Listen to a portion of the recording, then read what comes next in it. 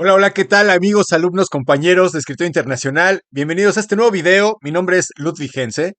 En este video les voy a explicar rápidamente, relativamente rápidamente, este conflicto que acaba de suceder en Gabón, este golpe de Estado que sucedió esta semana, y lo vamos a vincular con varias cosas, porque me habían preguntado cómo se vinculaba desde vincularlo con las potencias actuales, la posición de Rusia, por ejemplo, la importancia de Estados Unidos en el país, de Francia. Hay varios movimientos en África que se han estado avispando precisamente con un sentimiento antifrancés. Y bueno, vamos a explicar todo esto desde la línea de tiempo para poder entender qué es lo que sucede actualmente, no solamente en Gabón, sino en África. Bueno, entender lo que sucede en África para poder también entender un poco la naturaleza de estos movimientos y de este pensamiento, hay que remitirnos evidentemente al pasado, ¿no? Entonces, lo primero que estábamos buscando en cuanto a la referencia es acerca de la conferencia de Berlín, ¿no? Este hito, esta conferencia de Berlín es un hito que quiere decir que es una cuestión básica, muy importante en cuanto a la historia mundial, porque fue ahí en el Congreso de Berlín, en el cual las potencias europeas se repartieron África, ¿no? Vamos a ubicarnos, estamos en 1800, a finales de 1800, mediados 1850, y entonces las potencias mundiales se acaban de establecer de alguna manera, se acuerdan de la Revolución Francesa, se acuerdan de la independencia de Estados Unidos, ¿no? En Europa, las grandes potencias están compitiendo entre sí en una época que se llamó el imperialismo. Entonces, estos imperios están compitiendo por ver quién es el más fuerte y el más importante. Y en este momento de la historia, se unifican los territorios de lo que es actualmente Italia y también de lo que es actualmente Alemania. La unificación alemana y la unificación italiana se dan en este contexto y estos países, que son potencias, quieren de inmediato pues, competir con las demás para poder tener colonias de donde explotar los recursos naturales, ¿no? Y entonces lo que hacen es que hacen un tratado, hacen una conferencia. Primero hubo un congreso en Berlín en 1878, en el que se comienza a pensar cómo se van a repartir las potencias europeas, ¿no? Porque también existía el Imperio Turco Otomano, que tenía el control en la parte de Medio Oriente y algunas partes de África y bueno, en algunas partes de Europa del Este, pero este imperio ya estaba cayendo, estaba decayendo, ya le decían el viejo enfermo de Europa, porque ya Turquía ya no podía controlar tanto en las fronteras de sus países y estaba perdiendo mucho poder y ya se percibía una caída de este imperio, ¿no? Entonces las potencias europeas querían quedarse inmediatamente con lo que fuera soltando el imperio turco y había un conflicto en ese sentido, ¿no? Y por otro lado, como decíamos, querían las potencias europeas apropiarse de lo más que pudieran apropiarse en territorio de África y de Asia. Entonces, como se ven entre ellas mismas, luego de haber competido contra Napoleón Bonaparte, ¿se acuerdan en la época del Imperio Napoleónico, cuando Napoleón quiso conquistar toda Europa y se rebeló en contra de las monarquías? Bueno, entonces, para evitar ese conflicto, lo que hacen, lo que se le ocurre a Otto von Bismarck, que fue el líder de lo que actualmente es Alemania, ¿no? Que unificó Alemania, es hacer una conferencia, que es esta conferencia de Berlín en 1884, en la cual se pongan de acuerdo las potencias europeas para dividirse el territorio africano y entonces así evitar una guerra.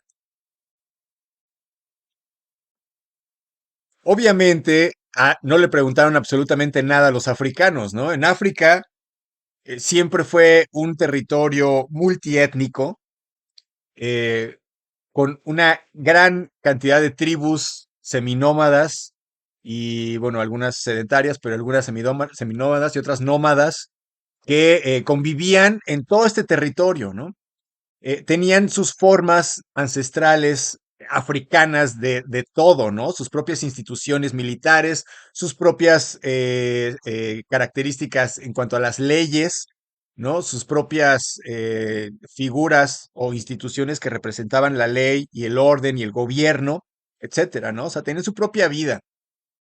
Y en cuanto llegan los occidentales, los europeos occidentales, a colonizar, imponen en estos territorios su propio sistema de todo, ¿no? O sea, su sistema cultural, acuérdense que en la época del colonialismo y del imperialismo, el sistema que es impuesto es eurocéntrico, ¿no? A partir de Europa es que se miden las diferentes culturas y entonces todas las que no estén a la altura de Europa son inferiores, o así es como se ven en esa época. Y entonces hay una gran cantidad de racismo, evidentemente, ¿no? Cuando llegan a las colonias, lo que hacen es considerar que los aborígenes no son humanos, ¿no? No tienen alma humana. Entonces, eso es mucho más fácil poderlos controlar y poderlos sacrificar y poderlos violentar, ¿no? Y quitarles el territorio. Y bueno, se hace un gran desajuste en ese sentido con la colonización porque como decíamos, pues llegan y imponen todos los esquemas modernos, ¿no? Además, modernos, europeos, el sistema de justicia, como decíamos, el sistema de gobierno, que bueno, en el principio no va a haber sistemas de gobiernos, pero pues a lo que voy es que los imperios europeos van a tomar la posesión y van a erradicar en todos estos lugares donde hay posesión, van a erradicar, entre comillas, cualquier sistema autóctono que se tuviera de organización de cualquier tipo, ¿no? Bueno, acá ya me coloqué en Europa en la época para ver el contexto de lo que estaba sucediendo en 1884 con esta conferencia de Berlín. Este año también fue el año de la creación de la Commonwealth, que como saben, pues se refiere a todas, precisamente a todas las colonias por parte del Reino Unido en el mundo, ¿no? Que van a adoptar la anglofonía y que van a adoptar, pues, sobre todo, el reconocimiento de la reina o del rey sobre sus territorios, ¿no? Y ese es un poco el contexto en la época europea en la que se están peleando, decíamos, ¿no? Se están conformando las potencias europeas, se acaban de hacer las alianzas, aquí está la triple alianza que se hacen precisamente para, Bismarck lo propone, ¿no? La triple alianza conformada por el Imperio Alemán, el Austrohúngaro, Italia, e invitan a Rusia para, pues, protegerse, estos como imperios centrales, en contra de los imperios que están en las periferias, ¿no? Ahí se están conformando ya también algunos de los puntos que se van a ir desarrollando, que van a dar como consecuencia la Segunda Guerra Mundial, la Primera Guerra Mundial en primer lugar y después la Segunda, ¿no? Bueno, acá en África queríamos bajar a esta parte para poder revisar eh, cómo se estaba conformando precisamente esta colonización, ¿no? Que es importante para poder entender. Aquí vemos en este mapa, lo vamos a hacer más grande, aquí se ven cómo es que a partir de estas fechas se van a repartir toda África entre estas colonias, ¿no? Entre Francia, Italia, muy poco, Reino Unido, Bélgica, Alemania, Portugal, España también en el norte, Marruecos. Estas potencias mundiales, así es como estaba dividido el continente africano, ¿no? Pero como decíamos, originalmente el continente africano es multiétnico, entonces se van a imponer las fronteras y esto va a ser un caos en el futuro, ¿no? Acuérdense que pues, el único sentido que se tiene aquí, o el motivo por el cual se hace esto, es por la explotación de los recursos naturales, ¿no? África tiene muchos minerales debido al piso, al suelo que tiene. em, hay muchas minas de minerales, ¿no? De zinc, de uranio. En algunos países también hay petróleo, hay oro, hay diamantes. Entonces, esto lo saben los europeos y lo que quieren hacer es explotarlo y al mismo tiempo explotar independientemente de que ya en algunos países se reconoce la abolición de la esclavitud, la mano de obra gratuita y esclava, pues también es lo que se busca explotar de estas regiones de África. Bueno, de acá vamos a brincarnos rápido al final de la Segunda Guerra Mundial para hacer esto más rápido. Bueno, relativamente más rápido, ¿no? Llevamos 10 minutos. Pero bueno, acá hace una referencia importante, ¿no? Ya vimos que algunos países de África, una gran mayoría, o la mitad, digamos, de los países de África, estaban bajo el dominio francés en la época de la colonia, ¿no? Así se mantuvo durante todos estos años. Y acuérdense que incluso en la Segunda Guerra Mundial, al final de la Segunda Guerra Mundial, o durante la Segunda Guerra Mundial, ¿no? Charles de Gaulle, que fue este militar francés eh, a- muy reconocido como héroe nacional por Francia, por ser esta persona que finalmente venció a los nazis, o fue quien estaba al cargo del ejército cuando triunfaron en contra de los nazis. Entonces, Charles de Gaulle va a buscar enfrentar a los nazis. Acuérdense que los nazis toman Francia casi luego que empieza la Guerra Mundial, ¿no? Aquí lo tenemos en 1940. Es cuando Hitler llega a Francia, a tomar Francia, empieza el gobierno que se conoce como el gobierno de Vichy, que es el gobierno que era pro-nazi. Cuando llegan los nazis a Francia, va a haber una resistencia que no los quiere y va a haber una parte de los franceses o del gobierno francés que finalmente va a cooperar con ellos, ¿no? Ya cuando se acabó la guerra, se decía que pues, estos gobiernos, el gobierno de Philippe Pétain, que es este militar que gobernó bajo las órdenes de Hitler, ¿no? En Francia. Y al final de la guerra decían que ellos estuvieron obligados, que fueron más bien rehenes, y toda Francia pues los consideraba como traidores, ¿no? Pero en este momento de la guerra pues fue lo que sucedió cuando llegó Hitler, que ocupó Francia, se dividió, se dividió el gobierno y entonces este gobierno de Vichy fue el gobierno, Vichy es una región en Francia, y entonces ahí, desde ahí es que estaban gobernando, ¿no? Y en el exilio, Charles de Gaulle buscaba cómo enfrentar a los nazis, ¿no? Y entonces buscó en el momento de la Segunda Guerra Mundial, buscó refugio en algunas de las colonias africanas que en las que tenía desplegado el ejército, ¿no? Y en una de ellas, en Chad, precisamente, fue en una en la que desde ahí se planearon y se desarrollaron los recursos para planear esta reconquista en contra en contra de Hitler, ¿no? Y ahí se reclutó a población africana para pelear en contra de los nazis y para liberar Francia de pues de esta amenaza nazi. Ahora, nos estábamos refiriendo a este momento en el especial porque al final precisamente de la Segunda Guerra Mundial, aquí abrimos el cuaderno de Francia para poder tener la referencia. Acuérdense que el cuaderno, pues es la historia, ¿no? De cada país individual.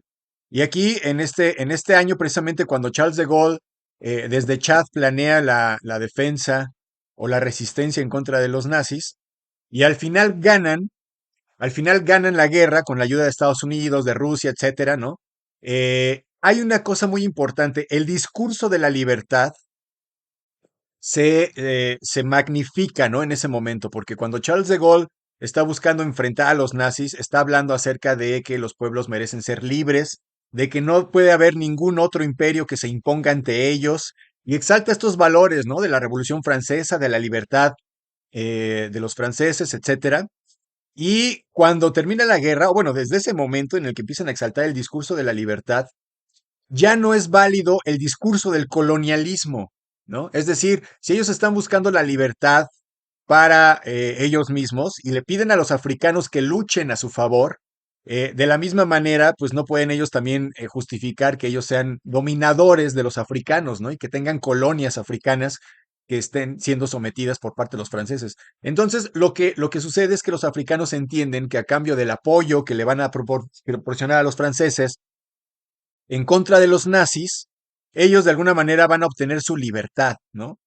En este momento, por eso también aquí tenemos en el cuaderno a Jean-Paul Sartre, porque en el año 1943 se publica El ser y la nada, y bueno, como saben, a partir de aquí surge un concepto que es el suicidio de la razón, ¿no? Este movimiento existencialista que se recuestiona sobre los elementos de la modernidad, ¿no? La modernidad fue muy buena para el progreso, sí, estaba de moda durante muchos siglos, o durante algunos siglos, dictaba el camino que debía de seguir la humanidad, ¿no? Hacia el progreso, hacia la modernidad, hacia la tecnología, la industria, el desarrollo del capitalismo, etcétera.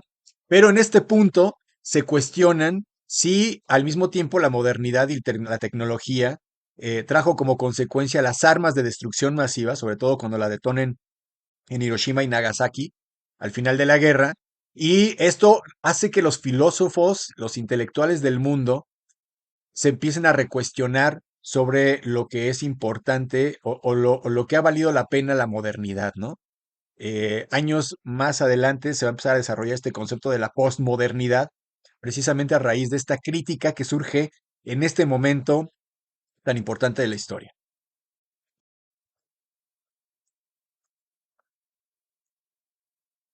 Claro que por un lado, pues sí, le quieren dar salida a este discurso y darle libertad a los africanos de alguna manera, pero por otro, pues quieren seguir explotando los recursos naturales, ¿no? Sobre todo después de la guerra, en la que, aunque ganaron finalmente por la intervención estadounidense y la de Rusia, aunque ganaron, finalmente tienen un gran déficit, ¿no? Dentro del territorio, pues perdieron muchas cosas. Entonces se tiene que reactivar nuevamente Francia y para ello requieren pues materias primas, ¿no? Entonces poco a poco, aquí veíamos en 1950, empiezan a haber algunas descolonizaciones en las que poco a poco se les fueron entregando algunas autonomías a algunas regiones dentro de África, pero obviamente siempre con el control, ¿no? Por parte de Francia, sobre todo en el gobierno, o sea, en el gobierno tenían mucha gran influencia para poder tener el control mediante las empresas que explotan los recursos naturales, ¿no? Y es hasta 1960, aquí por eso nos venimos hasta acá, bueno, 1960 en Francia, vamos a África, en 1960 se da una gran ola de independencias que pues que van a abrir el camino a que África, pues sea, como decimos, ¿no? Independiente, en teoría, de las colonias, no nada más de la colonia francesa, sino de otras colonias que también fueron protagonistas acá en la región, ¿no? Aquí vemos, por ejemplo, aquí tenemos toda esta columna azul que se ve independencia, independencia, independencia, todo esto son las independencias, ¿no? Acá también en el curso tenemos el seguimiento de independencias cronológicamente, ¿no? Como saben, aquí desde 1960 cronológicamente desde enero, Camerún, Togo, Malí, Madagascar, etcétera, ¿no? Aquí, bueno, no vamos a detenernos en cada una de ellas, pero sí es importante que sepan que a partir de esta década se empieza a terminar, digámoslo de alguna manera, se comienzan las independencias africanas en un contexto regional e histórico, como habíamos dicho, en el cual los territorios no corresponden con las líneas fronterizas que dejan los europeos marcadas en África, ¿no? En algunos casos, como decíamos, en el transcurso del momento en el que se están retirando los europeos de África, desde la Segunda Guerra Mundial hasta el año 60, por ejemplo, se van favoreciendo a ciertos grupos de la población que son quienes mantienen el gobierno o el poder dentro de estos países africanos construidos artificialmente y que son los que van a ayudar a hacer el contacto con, como decíamos, ¿no? Con la explotación de los recursos. Entonces, no respetan, bueno, eso nunca lo respetaron, ¿no? Pero no respetan al momento de la independencia lo que querían los pueblos, que era volver a sus formas ancestrales de reconocimiento de justicia, de usos y costumbres, etcétera, etcétera, y no ser independientes, pero bajo el esquema del gobierno occidental, ¿no? Bajo el esquema de la democracia, bajo el esquema de la economía capitalista, etcétera, etcétera, ¿no? Bajo el modelo europeo. Entonces, esto va a crear que inmediatamente haya un montón de movimientos a lo largo de toda África, de inconformidad, de gente que no reconoce las fronteras. eh, Obviamente no se reconocen las fronteras que marcó Europa y se siguen cruzando, digamos, por el territorio que ellos mismos reconocen.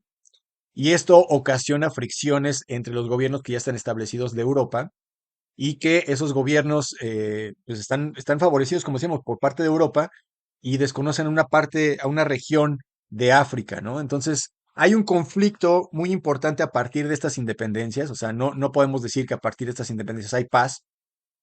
Por eso es que hay una gran cantidad de golpes de Estado, de guerrillas dentro de África, ¿no? Los países no lograron consolidar gobiernos fuertes, y gobiernos sólidos con un ejército fuerte, siempre estuvieron dependiendo del ejército del apoyo del ejército francés o alemán de las colonias, bueno, de las potencias que colonizaron. Y entonces, pues los grupos, muchos grupos de sociedades, pues se hicieron de armas y entonces hay una gran cantidad de conflictos e inestabilidad en la zona de África. Bueno, esto va a caracterizar África durante, pues, desde esta época hasta la actualidad. Aquí, como vemos en la línea, pues están todas las independencias. Y a lo largo de la línea, pues como vemos, hay mucha inestabilidad, ¿no? Hay guerras, hay golpes de estados, guerras civiles, hambruna, ¿no? Otra cosa importante fue que los europeos, cuando se retiraron de África, a diferencia de muchas otras colonias en todo el mundo, no se preocuparon por crear condiciones estables, ¿no? En el país, en los países que dejan, sino que eh, se establecieron en África y solamente desarrollaron, aquí por eso estoy pasando a los países nada más, desarrollaron nada más por ejemplo, las vías de comunicación de los ferrocarriles que iban hacia las minas y, y pues todo el desarrollo únicamente concentrado para la explotación, ¿no? Poco a poco, eh, el continente africano pues fue desarrollando un pensamiento panafricanista, que quiere decir que van a estar